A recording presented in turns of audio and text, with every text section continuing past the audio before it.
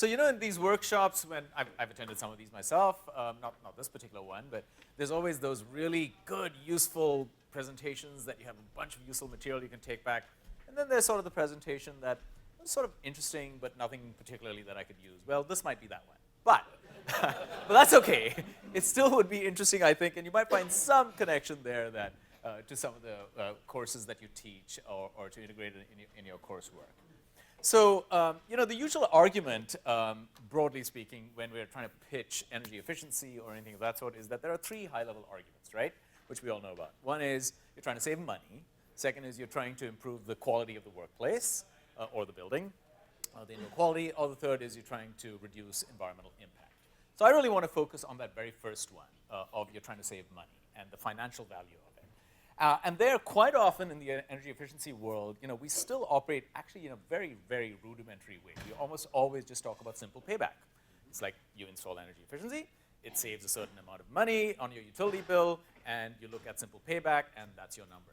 That's actually it's basic, it's needed at some level, but there are many, many more streams of financial value.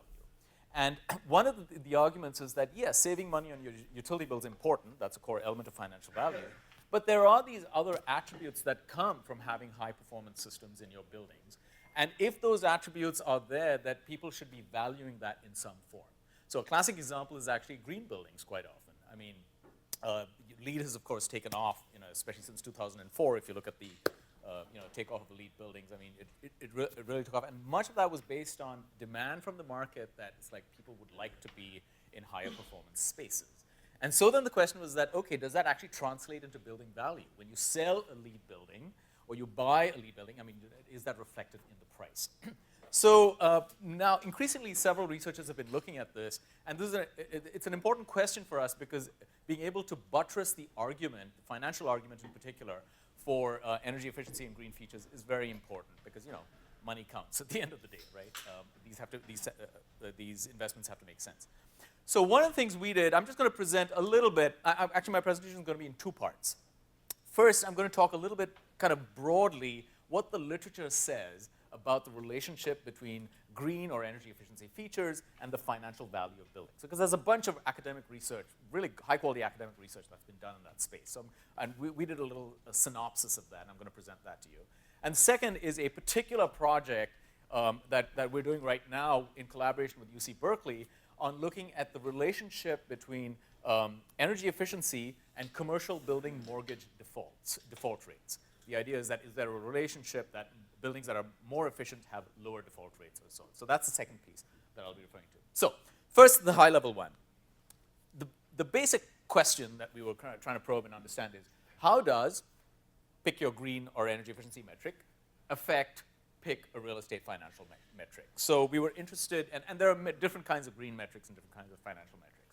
So we did a literature review of the academic peer-reviewed journal articles, and we identified about 39 papers, and we characterized the coverage in terms of building types and sizes and so on. And basically, we want to cull out the key findings that are relevant to market actors. So not just purely from an academic research standpoint, but that can actually be used in the market today. Because that's the part of DOE that funded this was interested really in market connections. So this gives you a flavor for the kinds of energy metrics that we are all familiar with: LEED, Energy Star label, Energy Star score, energy use. And we also looked outside the US. So in the UK, there's a thing called BREEAM. Actually, now it's in the US as well. There's a BOMA has a best rating and so on. So there are various green and energy efficiency metrics. And there's a whole bunch of different financial metrics, right? Rent is a classic one. Do you get higher rents in green buildings? Or do you have to give rent concessions? Sales price is an obvious one. Assessed value, market value, and so on and so forth. Like vacancy rates is a key thing, occupancy rates, and so on. So what we found is this is just a sort of heat map of where the literature was. And it's pretty broad, but highly concentrated on looking at the relationship essentially between LEED and Energy Star and rent and sales price. Also some things on occupancy. So that's just a coverage in terms of what the literature, the types of buildings. It was mostly focused on office buildings, mostly focused across the entire US, not very specific in terms of particular cities in the US and so on. And so key findings. First is that green certified buildings actually carry rent and price premia.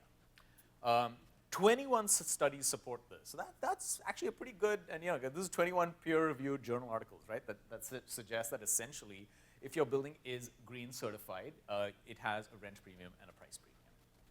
That's pretty powerful. They vary by type of building and sometimes location.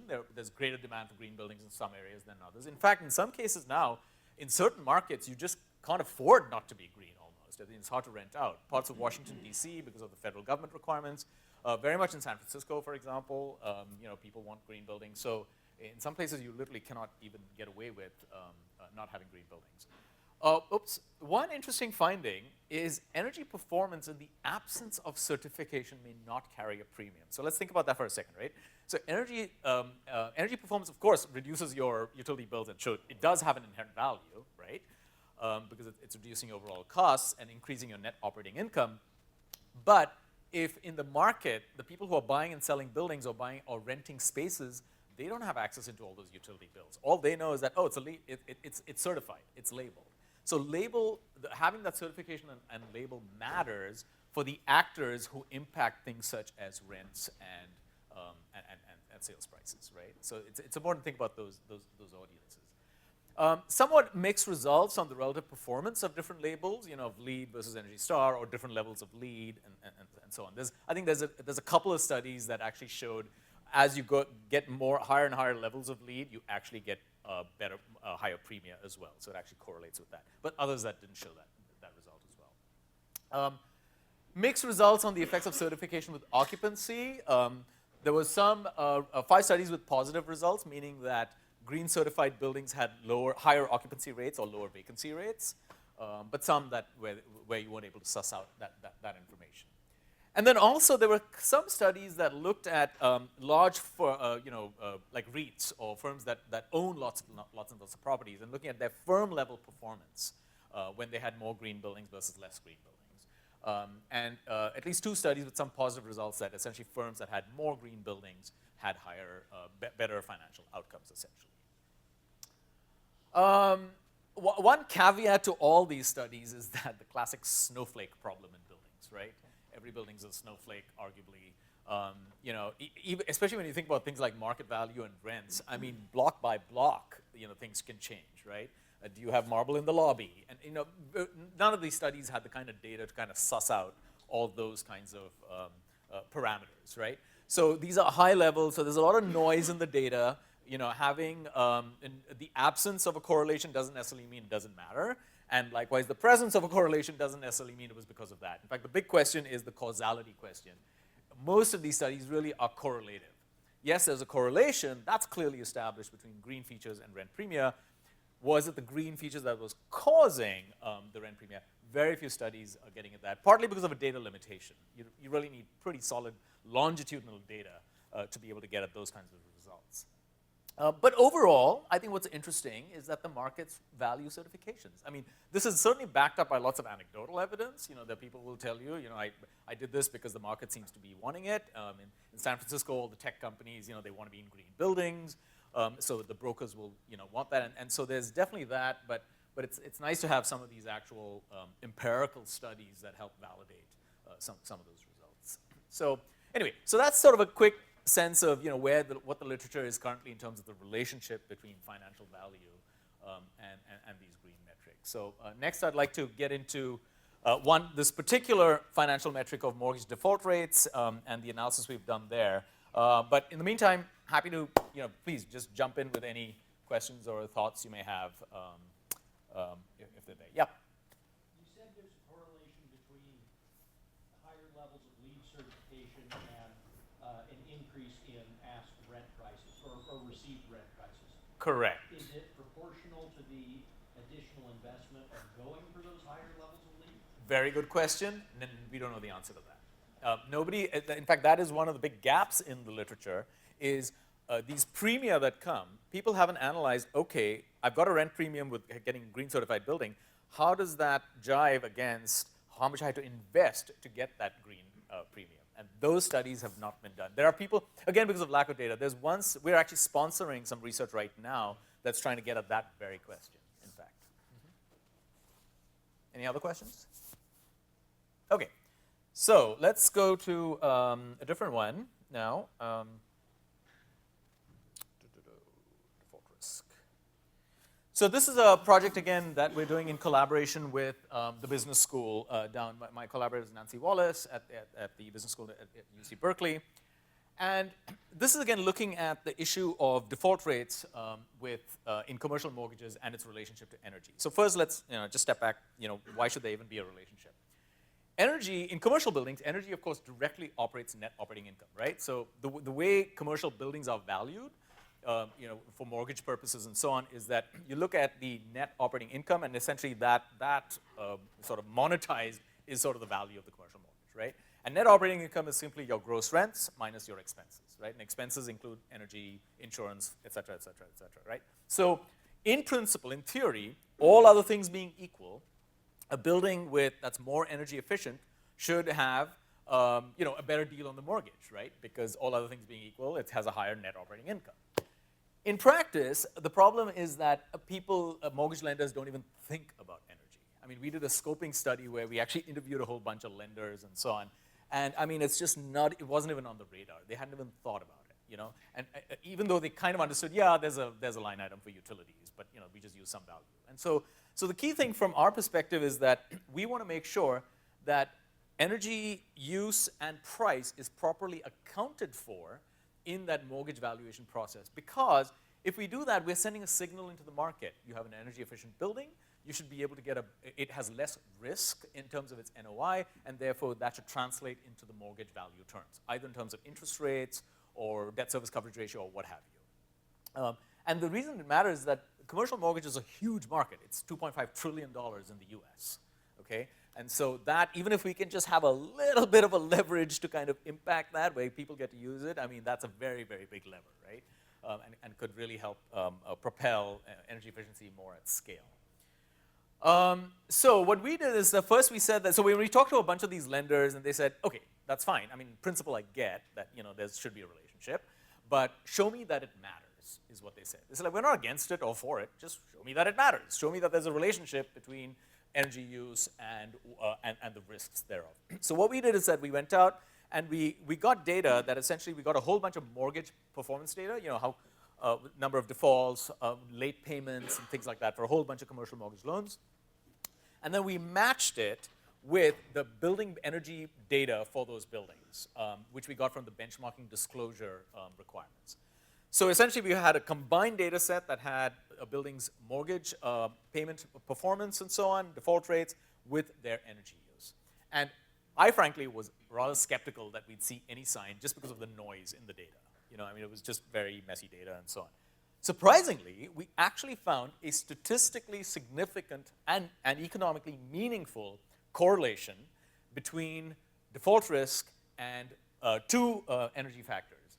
One is source energy use intensity. So the higher the source energy use intensity, the higher the default rate, and also something called the electricity price gap. That's essentially, I'm not going to go into the details here, but basically it's sort of how much the wholesale electricity price changed from the time you signed the mortgage over the course of the mortgage term. So if your prices went up, even if your use was level, your total cost has gone up, right? Because cost is obviously usage times price. So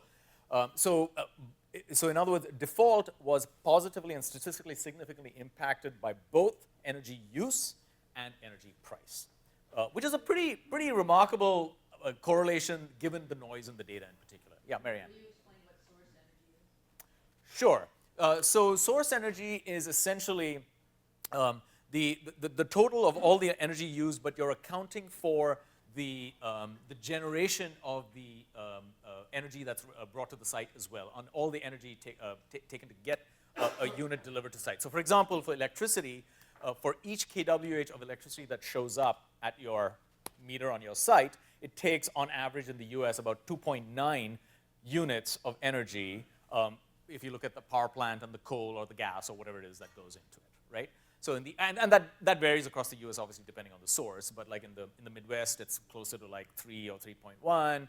In California it's probably closer to 2.8 because we don't have any coal over here and so on and so forth. So source energy is the actual primary energy that's needed for each unit of electricity that you use on site. For natural gas, the source conversion factors are very similar to site. There's a little bit of pipeline losses But other than that, its source and site are very, very similar. It's about 1.05 for natural gas. Yeah. You can interpret that as saying that buildings that rely more on electricity are going to have a higher source energy use than buildings that rely on, say, natural gas or fuel oil. That is correct. And those are typically maybe less expensive systems. I'm trying to get at, is it possible that the energy use reflects the quality of the building and the quality of the builder because he's not willing to expend money on a better HVAC? Of course, of course. That's the whole point here. The whole point here is that if you're using more energy, all other things being equal, a building that is more efficient essentially is going to have a lower default rate risk. That's essentially the study. That's essentially what this is telling you. And you accounted obviously for rent for tenants that pay their own utilities, correct? How was that accounted? Yeah, so that's a good point. This study, because of the limitations of the data and the number of data points, we weren't able to parse out the buildings that were triple net lease versus the buildings that were gross leases. So this combines, has a combination of triple net leases and gross leases, and we weren't able to parse that out in the commercial mortgages. But were you able to get the data for those triple net leases, the actual energy consumption for those triple net Yes, yeah. So well, this is whole building level energy use. Okay. It's whole building level energy. So we had whole building level energy data, and we matched that again with their mortgage loan performance. So this was pretty exciting, so we went back to the lenders with this and said that, okay, hey, guess what, lender, you can answer our call. You might want to talk to us pointy-headed types, because initially they were like, who are you, energy? Well, why am I even talking to you? Was sort of the question. But they were intrigued. And in fact, I'll show you a quote a little later. And so several of these lenders were intrigued and said, okay. And then we said that let's take a few of your loans that are actually on your books.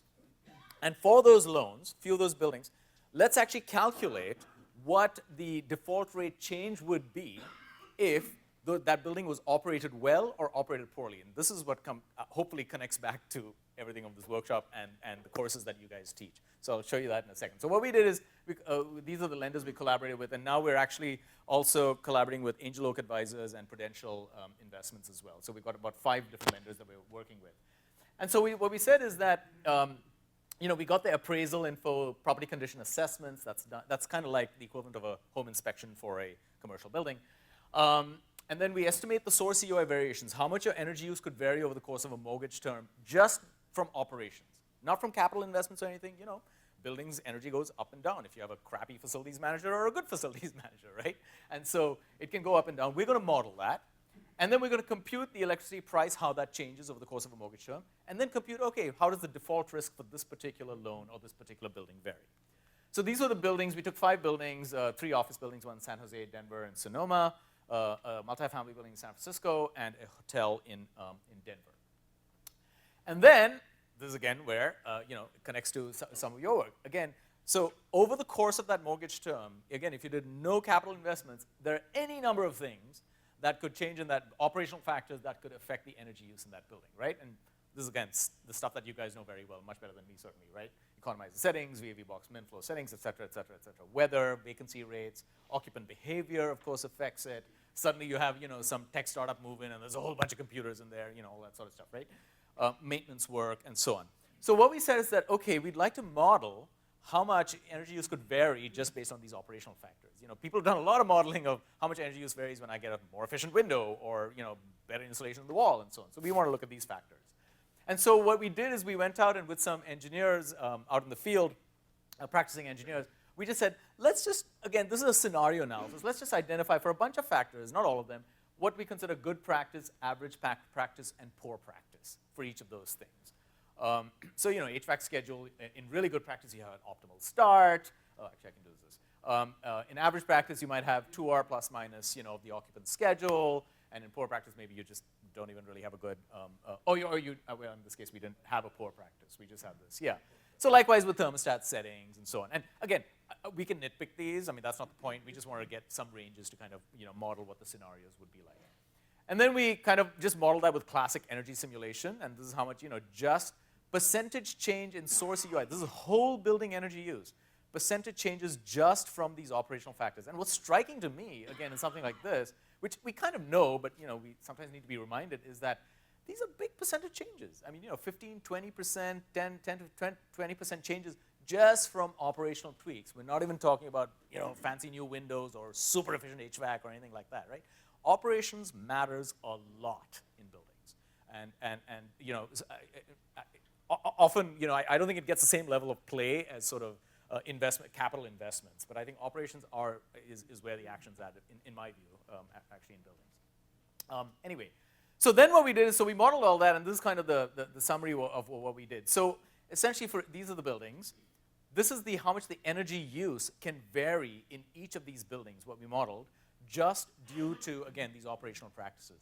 Again, pretty substantial, right? Minus 54% to plus 132%, minus 40 to 183, and so on. So really large variation. And this jives with anecdotal evidence we've had from when we've gone out into buildings. And sometimes just from something is broken, an economizer is broken, or some control settings are out of whack, and you fix that, and then lo and behold, you get 20% savings right off the bat, right, from just from doing things like that.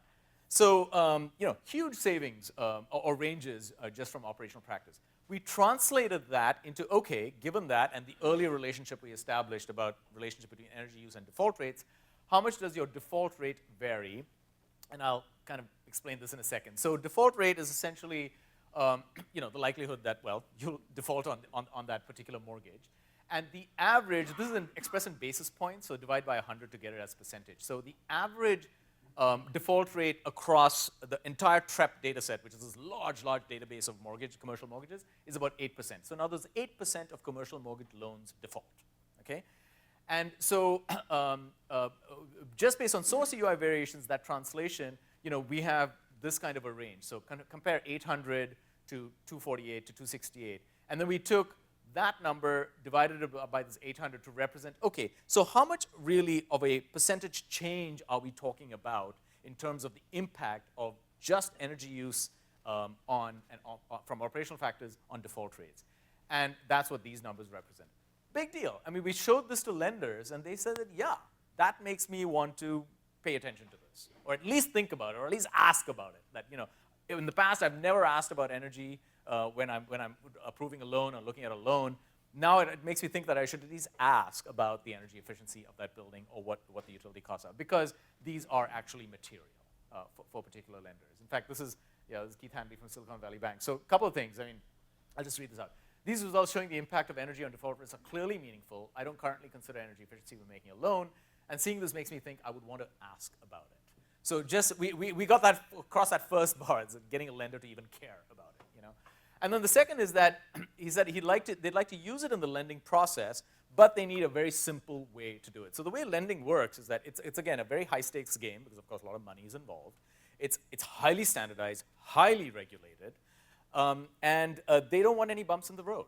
It's like you just come, it's like, hey, I'm all cool about energy efficiency. Why don't you guys include this? It's like, no, go away. We want to get this done, right? So what they want is that, they really want us to make this a simple, easy process. And the way they do it is that they often use scores. So for example, with seismic concerns like in the Bay Area, they've essentially reduced seismic risk to a score. And it's a simple score. And if the number is below 20, you're good to go on the loan. If the number is higher than 20, well, either you reject the loan or you require mitigating measures in your building, right?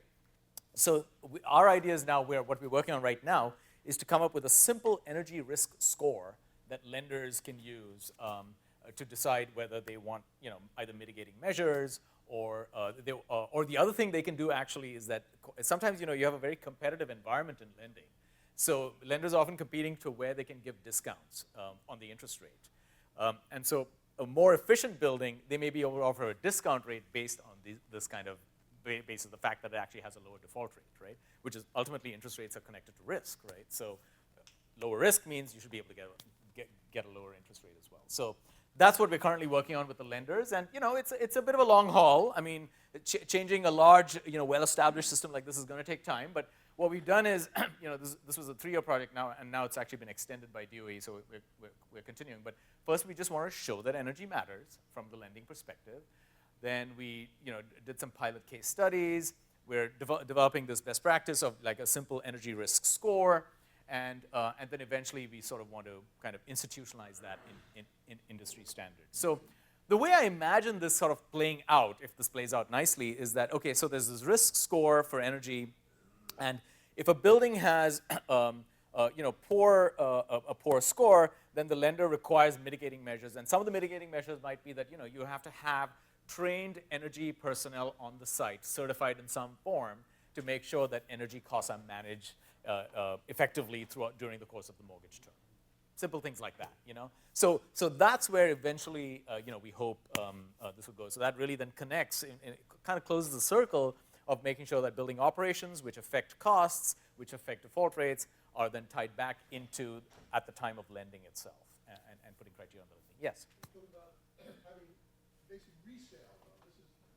You're not talking about new buildings because you don't have Correct. the energy. This is existing buildings, yeah. This is existing building Correct. resale. So That's correct. You can look at the energy use in the past Yeah. and one That is correct. parameters to see what the risk is. Yeah, yeah, exactly. And what people might do is say it's like if my building's performing poorly, before I apply for a mortgage loan, just like you improve your credit rating, it's like close some bank account, close some credit cards and things like that. You might actually improve your efficiency, get an Energy Star label or what have you, and then incorporate that as part of it.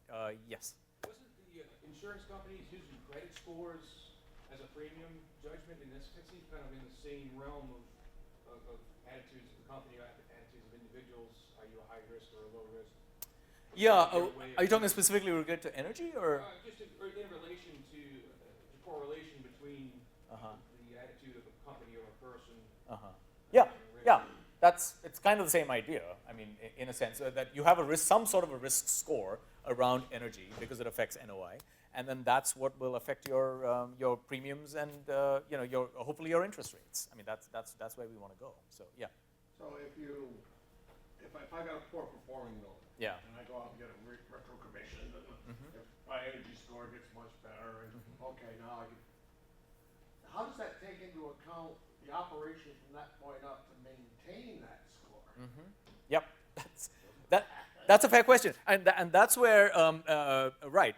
But that is in fact the risk, right? Which is that you've done retrocommissioning, you've improved it, and say you're a really good facilities manager, and then the next year the facility manager goes away, energy use goes up, or it's going out of whack.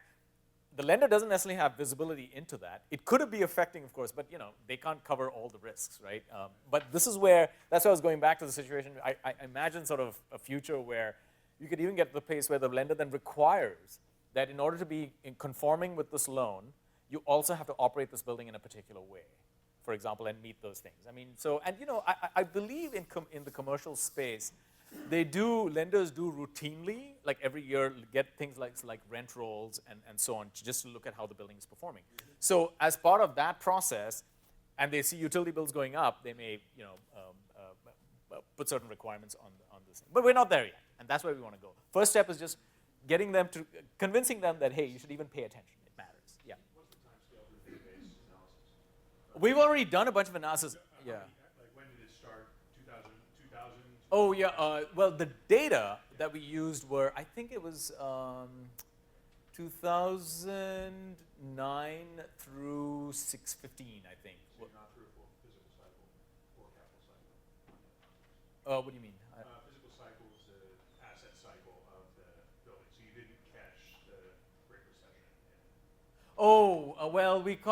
Well, I guess we got the after effects of the Great Recession, right?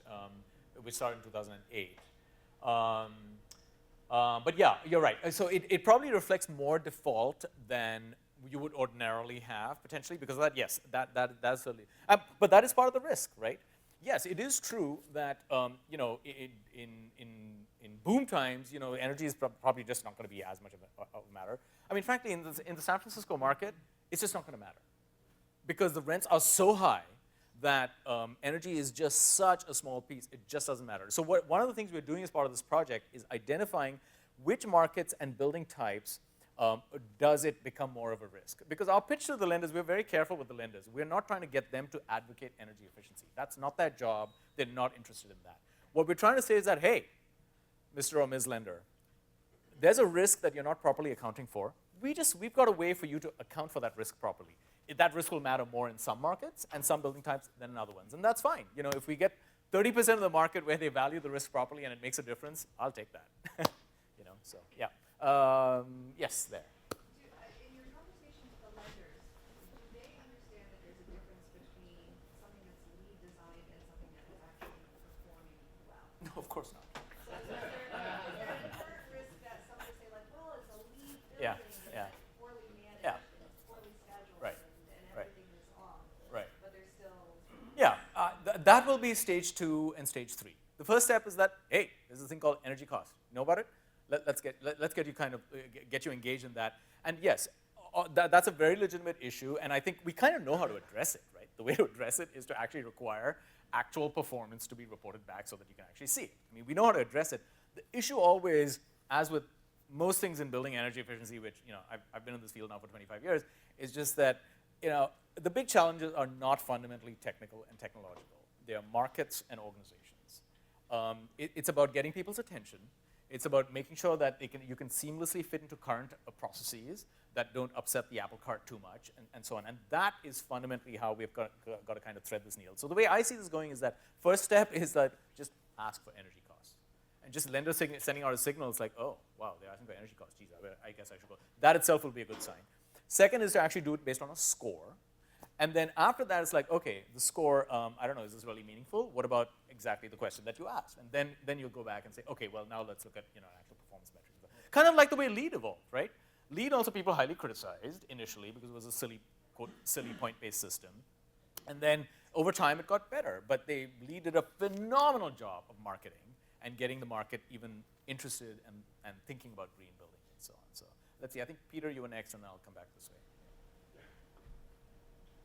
Go on and on. Okay. Yes, back there. This may be a question a little bit in the weeds, but when you were showing the variation in source EUI, I noticed that the multifamily dwelling and the hotel, which is basically a short-term multifamily dwelling unit, were both really tight Yeah. on that variation.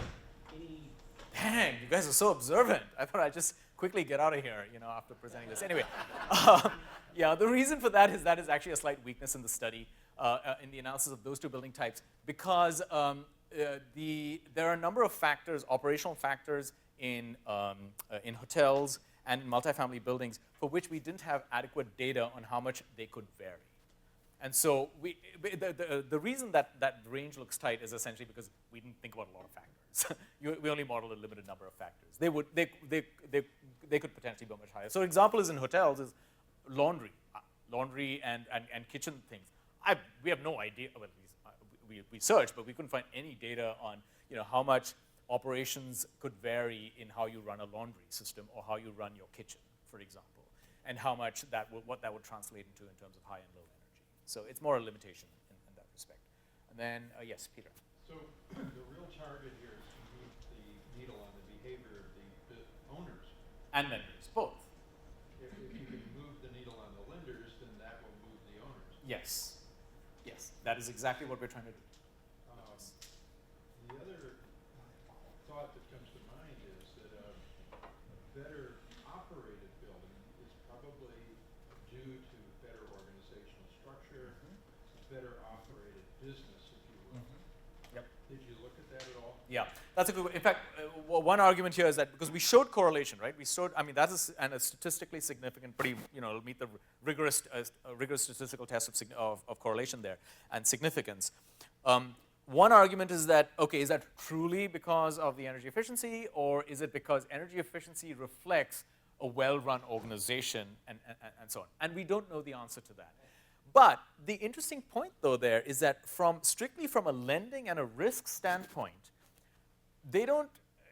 causation matters, but you can operate even on something that's a correlation because it's a predictor, right? It's a predictor, and therefore look at it. I mean, the analogy often that I've used and that I've heard is when you're getting car insurance, apparently people with red cars have higher insurance because it has nothing to do, obviously, there's nothing inherent in the color red that should make it more accident prone, but it is correlated with, I don't know, some, testosterone high guy or whatever, that really wants to run around crazy. And so that correlates, and therefore insurance companies actually will consider those things. I mean, that's how actuarials work, So, yeah. And so from our standpoint, very selfishly from advancing energy efficiency, it's like, I just want them to consider it. And their reasons for why they consider it is their own, but it sends a signal into the market and it'll help move it forward. It's kind of the idea. Yeah. Okay. Anything else? If not, we're actually 5 minutes early. You get a 5-minute break before your next assignment is. Well, I'll turn it back to Jane. We're going to take advantage of that 5 minutes. Okay. Thank you. All right. Thank you.